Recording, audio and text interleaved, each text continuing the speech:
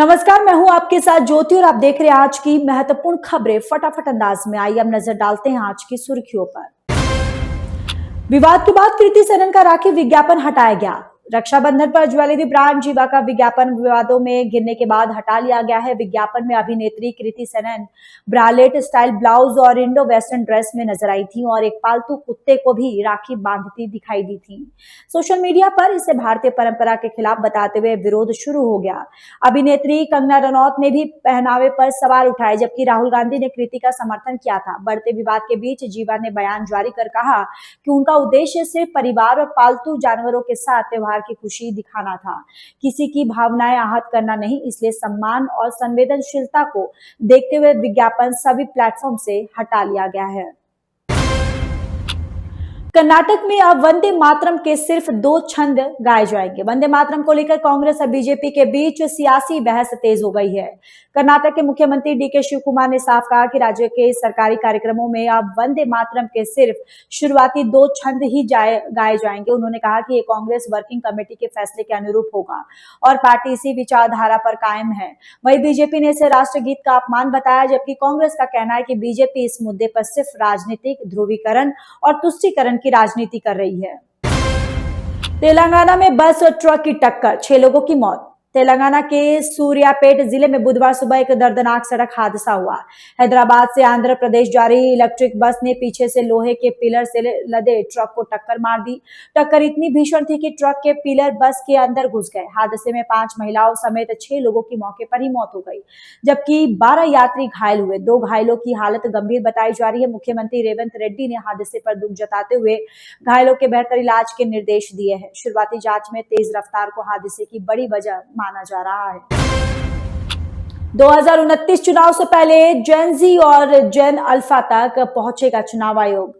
चुनाव आयोग अब युवाओं को मतदान प्रक्रिया से जोड़ने के लिए बड़ा अभियान शुरू करने जा रहा है। 2029 लोकसभा चुनाव की तैयारी के तहत आयोग देश भर के स्कूल, कॉलेज और विश्वविद्यालय में चुनावी साक्षरता अभियान चलाएगा। कक्षा 9 से 12 तक के छात्र और कॉलेज स्टूडेंट्स को लोकतंत्र, मतदान और चुनाव आयोग की भूमिका के बारे में जानकारी दी जाएगी। इसके लिए देश भर की 4123 विधानसभा सीटों में करीब 50,000 चुनावी साक्षरता क्लब बनाए जाएंगे। आयोग का लक्ष्य है कि युवा सिर्फ वोटर नहीं बल्कि जागरूक नागरिक और लोकतंत्र के ब्रांड एम्बेसडर भी बने।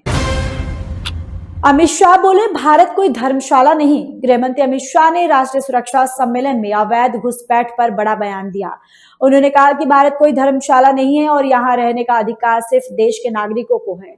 शाह ने कहा कि घुसपैठिए देश की सुरक्षा, अर्थव्यवस्था और जनसंख्या संतुलन के लिए खतरा है।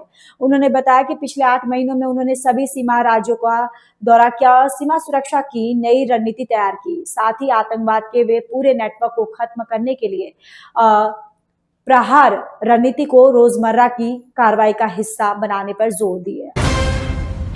योगी कैबिनेट का बड़ा फैसला, बुजुर्ग महिलाओं को रोडवेज बसों में मुफ्त सफर। उत्तर प्रदेश सरकार ने महिलाओं और युवाओं के लिए कई बड़े फैसले लिए हैं। कैबिनेट ने 60 वर्ष से अधिक उम्र की महिलाओं के लिए रोडवेज बसों में आजीविका मुफ्त यात्रा की योजना को मंजूर दी। इसके लिए महिलाओं को स्मार्ट कार्ड जारी किए जाएंगे। वही एमबीबीएस और बीडीएस इंटर्नशिप का मासिक भत्ता 12,000 से बढ़ाकर 25,000 रुपए कर दिया गया है। इसके अलावा 25 लाख छात्रों को टैबलेट, लाखों छात्रों की छात्रवृत्ति और जन सेवा केंद्र 4.0 जैसी योजनाओं को भी मंजूरी मिली है। उज्जैन जारी 7 लाख फॉलोअर्स वाली यूट्यूबर की सड़क हादसे में मौत।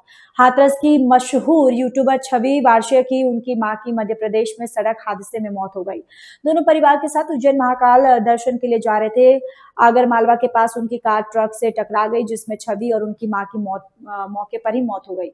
पिता, ड्राइवर और एक रिश्तेदार गंभीर रूप से घायल हो गए। छवि के यूट्यूब चैनल पर 7 लाख से ज्यादा सब्सक्राइबर थे और लाइफस्टाइल और मोटिवेशनल वीडियो बनाती थी। इस खबर से सोशल मीडिया पर उनके फॉलोअर्स में शोक की लहर।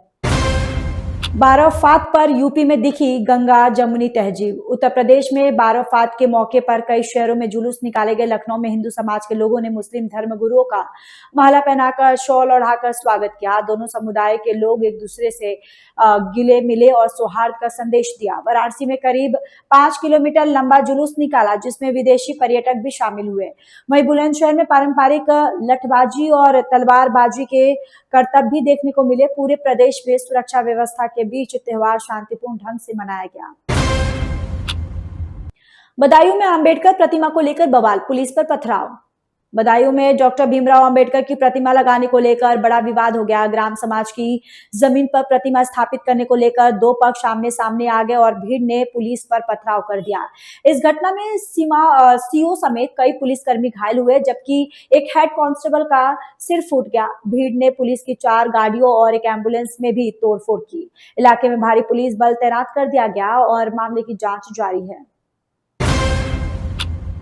लाइव टीवी डिबेट में महंत राजू दास की अभद्र भाषा पर विवाद। अयोध्या के महंत राजू दास एक लाइव टीवी डिबेट के दौरान अभद्र भाषा और धमकी देने के आरोपों को लेकर विवादों में आ गए हैं। कांग्रेस प्रवक्ता के साथ बहस के दौरान उन्होंने कथित तौर पर गाली दी और जूते से मारने की धमकी भी दी। घटना का वीडियो सोशल मीडिया पर तेजी से वायरल हो गया है। इसके बाद यूपी कांग्रेस ने ऐलान किया कि जिस भी टीवी डिबेट में महंत राजू दास शामिल होंगे, उसमें पार्टी का कोई प्रवक्ता हिस्सा नहीं लेगा।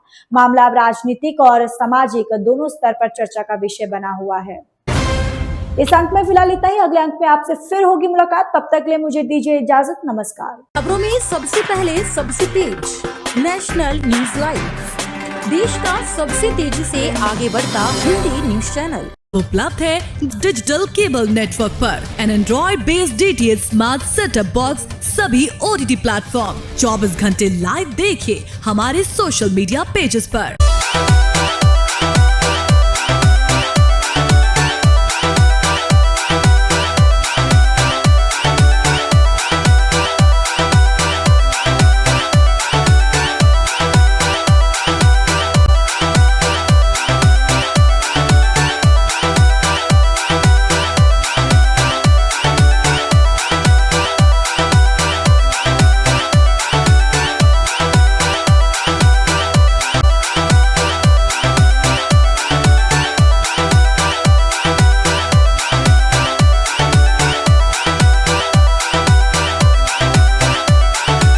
जानकारी के लिए विजिट करें www.nationalnews.live पर।